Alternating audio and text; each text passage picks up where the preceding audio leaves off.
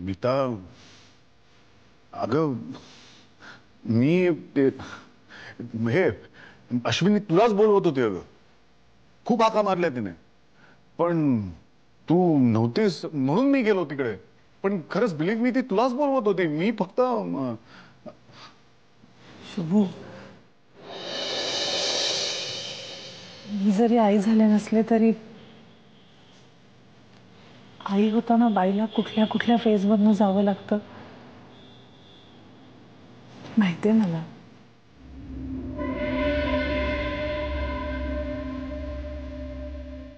तुला काय वाटलं मी तुझ्या आणि आशूबद्दल गैरसमज करून घेतला?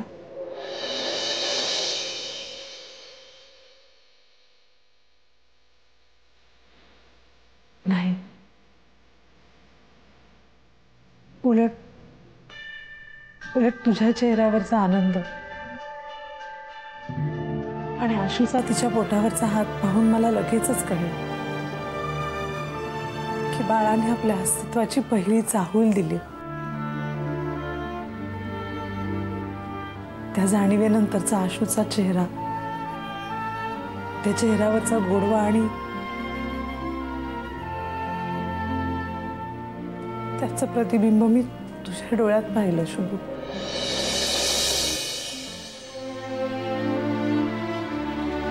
खूप भरून आलं मला. आणि त्या क्षणाला कळलं सरोगसी ही काही माझी आई होण्याची संधी नाहीये.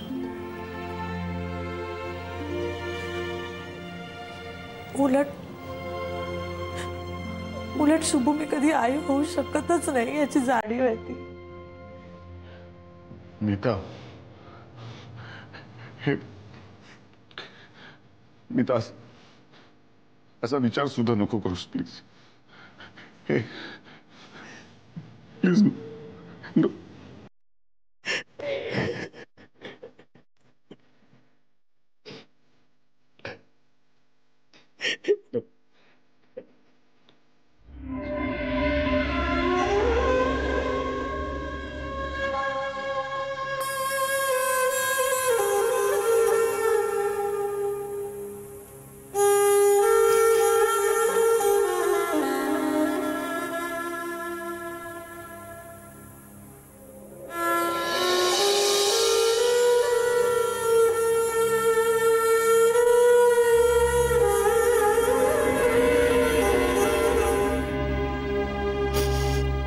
नको एवढी काळजी करूस ग. बाबांना काही नाही होणार. ते लवकर बरे होतील. तरी पण काळजी वाटतेच ना.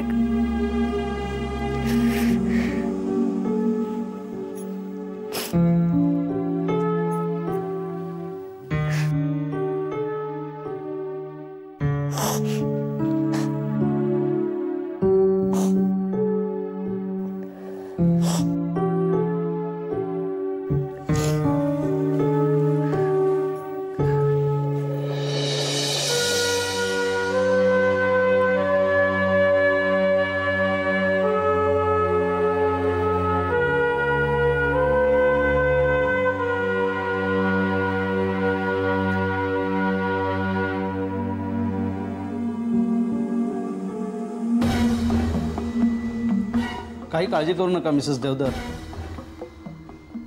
त्यांचं ब्लड प्रेशर आम्ही कंट्रोलमध्ये आणलंय.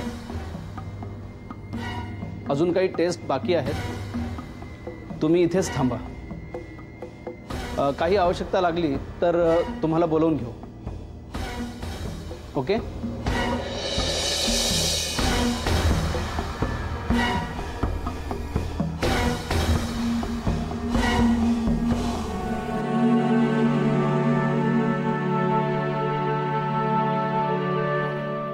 सांगेपर्यंत जीवात जीव नव्हता ग. अगदी आता जरा बरं वाटतंय. दुष्यंत काय करत असेल ग? रडायला लागलं तर काकूंना आवरणार पण नाही तो. आई, तू घरी जाऊन बघून येतेस का एकदा त्याला? अगं, काकूंना काही नवीन नाहीये दुष्यंत, आणि दुष्यंताला सुद्धा काकू नवीन नाहीयेत. तो नाही रडत काकूंजवळ. मी काकू सांभाळतील त्याला व्यवस्थित. हो ग, पण तरी आशू आत्या असती तर मी गेले असते. अश्विनी असते तर काही प्रश्नच नव्हता ग, पण आता नाहीये ना ती.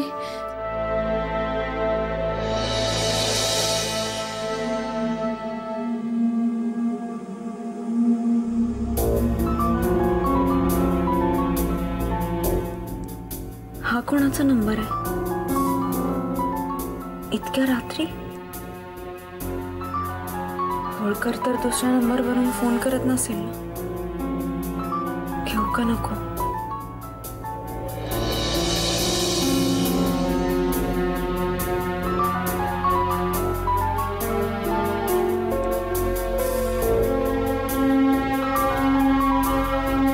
हॅलो तू मालू, तू एवढ्या रात्री कुठून बोलतेस?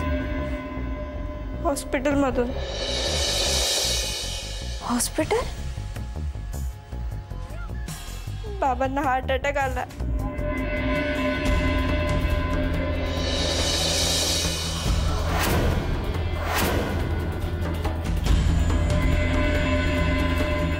काय? मी आणि आई त्यांना घेऊन हॉस्पिटलमध्ये आलोय आता.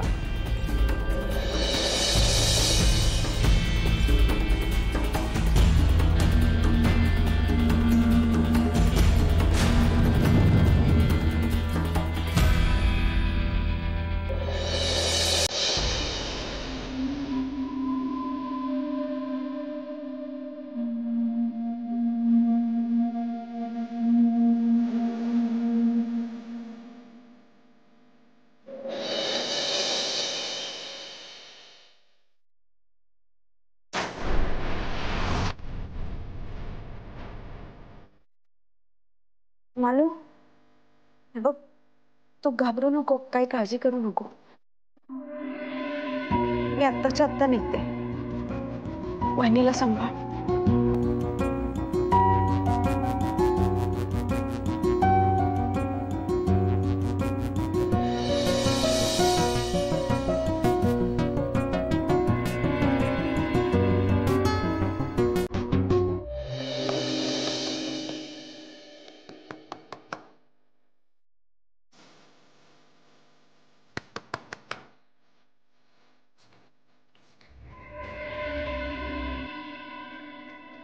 मिसेस प्रधान, मिस्टर प्रधान. अश्विनी, काय झालं ग? काय झालं? हा, मिसेस प्रधान. तू तू तू आधी शांत हो. गीता, जरा तिला पाणी दे. नाही नको. काय झालंय? काय मालूचा फोन आला होता. दादाला हार्ट अटॅक आला, तो हॉस्पिटलमध्ये. काय?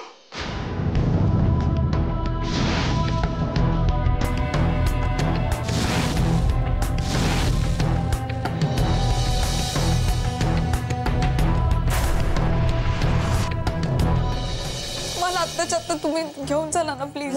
आपण जाऊया, तुम्ही चला ना, मला घेऊन. ऐक तरी, ऐक. अश्विनी थांब प्लीज, माझं जरा ऐकून घे. अश्विनी, तुला त्यांना बघावंसं वाटणं साहजिक आहे ग,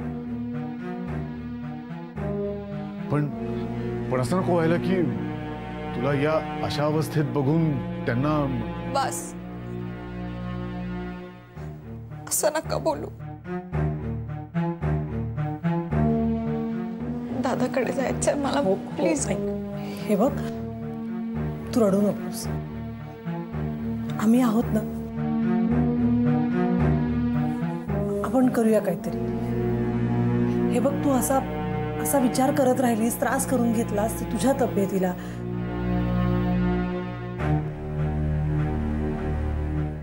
बाळाच्या तब्येतीला त्रास होईल ना. पटतंय ना मी काय म्हणते ते. हे बघ, आपण सगळे मिळून काहीतरी नक्की मार्ग काढू. तू शांत हो बघू आधी प्लीज.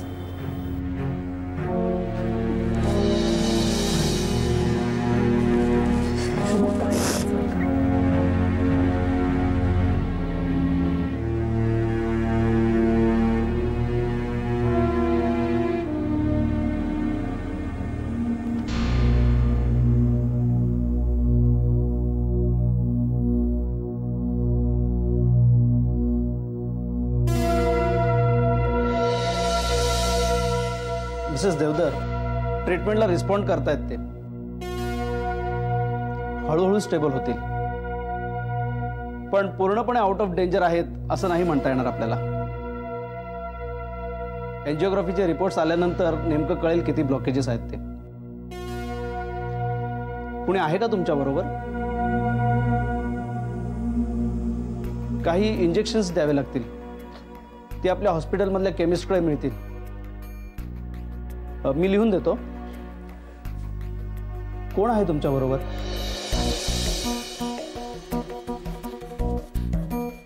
मी एकटीच आहे. अच्छा, या माझ्याबरोबर.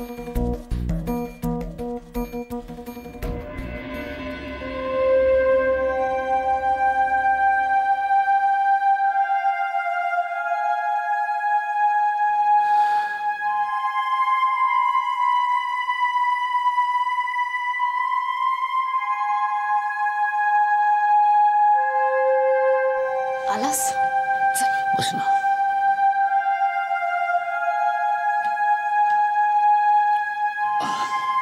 तू जागीच आहेस? तुझ्यासाठी. सॉरी मीरा, तुला खूप त्रास देतो ना मी. हल्ली काय झालंय मला तेच कळत नाही.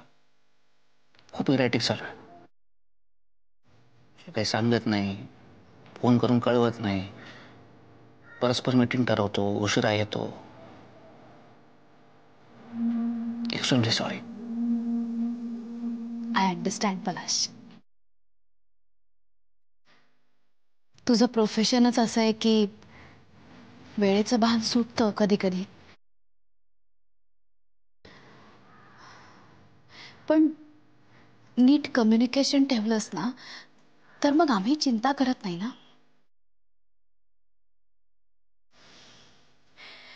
पण एनिवे, तुला तुझ्या चुकीची जाणीव झाली, that is enough for me.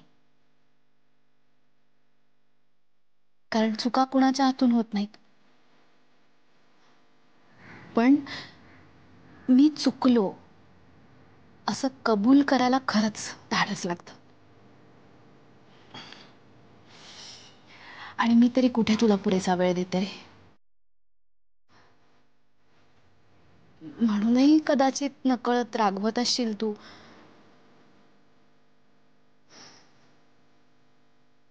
So I am sorry to.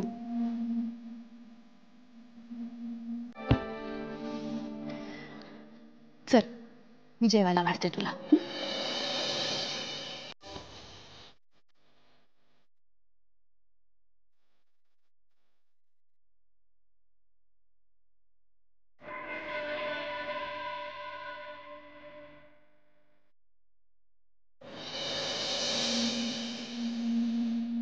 माझी खरी चूक कबूल करण्याचं धाडस नाहीये माझ्याकडे मीरा.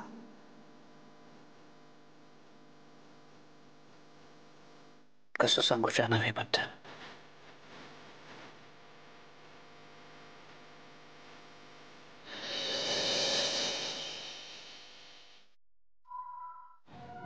अश्विनी प्लीज रडू नकोस. अश्विनी, तुला हॉस्पिटलमध्ये जायला हवं, मान्य आहे मला. खूप महत्वाचं आहे तुझ्याकरता ते. पण हे बघ, याचबरोबर तुझ्या दादांना मॉनिटरी सपोर्ट मिळणं सुद्धा खूप गरजेचं आहे. त्यांच्या उपचारात कुठलीही उणीव राहता कामा नये. हो, पण मालू आणि वहिनी तिकडे दोघीच आहेत. त्या काय करणार? त्यांना गरज आहे माझी. तुझं बरोबर आहे अश्विनी, पण या परिस्थितीत आपण एक करू शकतो. आपण किटीला तिथे पाठवू शकतो.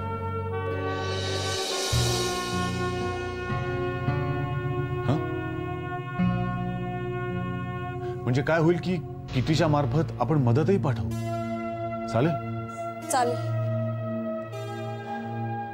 किटीचा त्या दोघींना आधार पण होईल.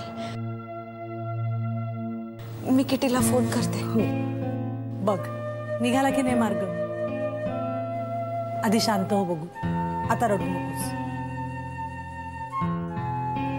फ्रेश हो, डोळ्यावर पाणी मार आणि मग शांत चित्ताने किटीला फोन कर, म्हणजे तुला नीट बोलता येईल.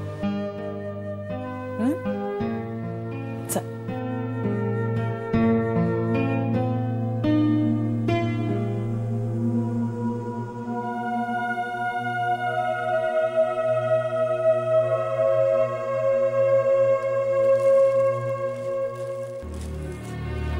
मिसेस देवदास माझ्याकडे द्या ती औषध. अजून तुम्ही फॉर्म नाही भरलात?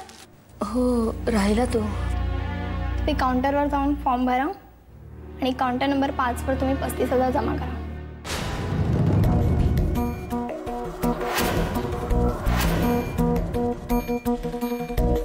किती? 35,000.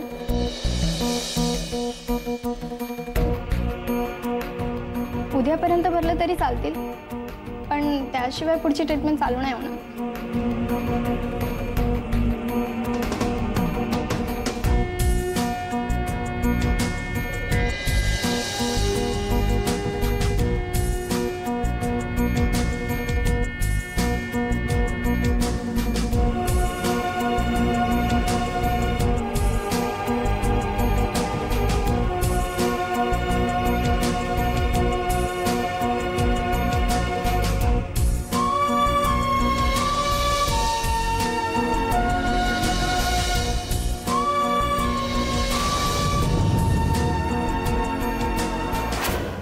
आशू,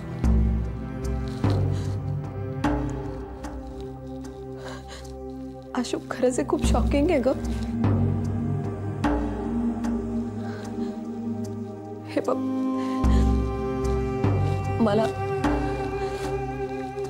मला कळतं तुला काय वाटतंय, पण प्लीज रडू नकोस. किटी, दादा हॉस्पिटलमध्ये आणि मी एका हक्कीच्या अंतरावर असून सुद्धा काही करू शकत नाही. मी त्याला भेटायला पण नाही जाऊ शकत. वहिनी आणि मालू एकट्याच आहेत तिकडे. दुष्यंतला शेजारच्या काकूंकडे ठेवलंय. किती मी स्वतःला कधीच माफ नाही करू शकणार. हे सगळं खूप भयंकर आहे. आशू, मला खरंच कळतं, पण प्लीज मी जे काही सांगते ते नीट ऐक. हे बघ आशू, उगाच भावनेच्या भरात तू दादाला भेटायला जाऊ नकोस. किती ऐक माझा आशू, प्लीज. आशू, तू प्रेग्नंट आहे बघितल्यावर दादाचं काय होईल माहिती आहे ना तुला.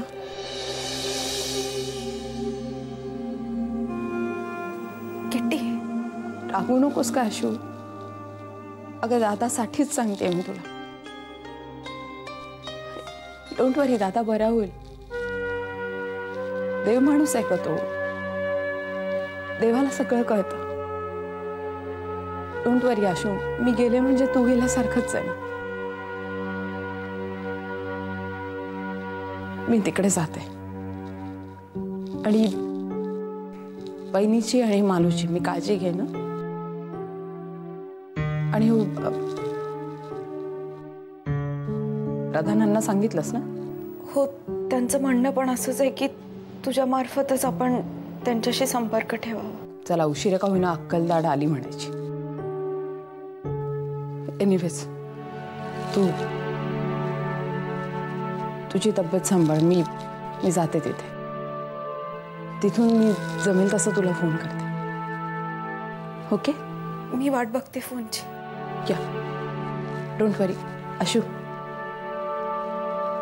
Take care. Thanks kitty.